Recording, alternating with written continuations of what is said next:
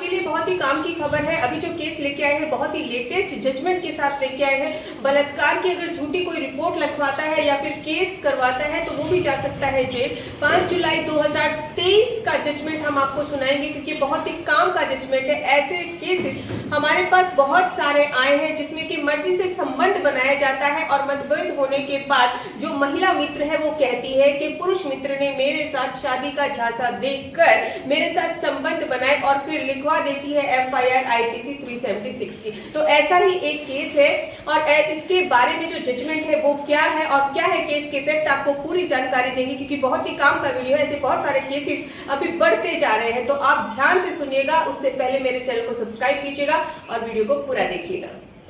बात करेंगे Uttarakhand high court के जजमेंट के बारे में। जो लेटेस्ट जजमेंट आया है 5 जुलाई 2023 का, इसी के बारे में हम बात कर रहे हैं। केस के फैक्ट क्या थे जान लेते हैं। 2005 से महिला मित्र और पुरुष मित्र साथ से रिलेशनशिप भी हुआ, लेकिन 2020 में जो महिला मित्र है उसने FIR करवा दी और कहा कि जो पुरुष मित्र है उसने मेरे साथ संबंध बनाए, शादी का झूठा वादा किया झांसा देकर। तो आपको क्लियर हो गया होगा, शादी का झूठा वादा कर मेरे साथ संबंध बनाए, ऐसा महिला मित्र ने कहा।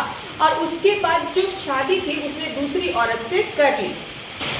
FIR 376 के अंतर्गत दर्ज की जाती है। FIR दर्ज होने के बाद चार्जशीट दाखिल की जाती है और चार्जशीट दाखिल होने के बाद जब कार्रवाई की जाती है तो उस इंटायर प्रोसीडिंग को उत्तराखंड हाईकोर्ट में चैलेंज किया जाता है।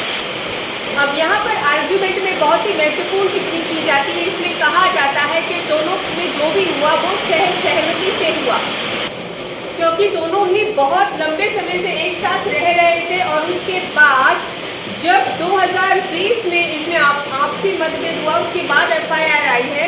और लड़के की शादी के बाद भी, यानी कि जब आदमी की दूसरी औरत से शादी हो गई थी उसके बाद भी इन दोनों में जिसे शिकायत की और पुरुष मित्र दोनों में संबंध बने हैं। यानी कि यहाँ पे ये क्लियर किया गया कि दोनों में जो भी रिलेशनशिप हुआ वो आपसी सहमति से हुआ, कोई जबरदस्ती नहीं थी।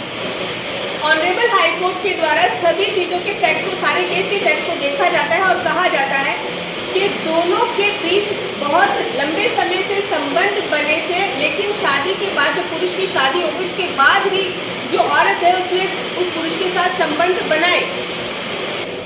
तो यहाँ पर क्लियर होता है कि जो औरत है उसने सहमति से संबंध बनाए, उसके ऊपर कोई जोर जबरदस्ती नहीं हुई थी और FIR से पहले कोई शिकायत भी नहीं की गई थी। यहाँ पर ऑनरेबल हाईकोर्ट के द्वारा एक महत्वपूर्ण टिप्पणी भी की गई कि यहाँ पर शादी का प्रॉमिस झूठा है या सच्चा है ये शुरुआत में ही देख लेना चाहिए और न्यायालय को भी इसमें बहुत ही ध्यान से क्लियर करना होगा, समझना होगा कि शादी का प्रॉमिस झूठा था या नहीं था। यहाँ पर एक और मुख्य टिप्पणी की गई कि जो महिला और पुरुष में मित्रता होती है, संबंध बनते हैं, तो यहाँ पर बहुत बार देखा गया जैसे ही मतभेद होता है वैसे ही IPC 376 का भी दुरुपयोग यहाँ पर किया जाता है। इस केस की डिटेल्स आपको स्क्रीन पे दिख रही होंगी। बहुत से केसेस का यहाँ पर हवाला भी दिया गया है। फिर भी आपकी कोई क्वारी है तो आप हमसे WhatsApp नंबर पर अपॉइंटमेंट लेकर हमसे बात कर सकते हैं। हम आपका पूरा सहयोग करने की पूरी कोशिश करेंगे। इसी तरह से हमारे साथ बने रहिएगा। धन्यवाद।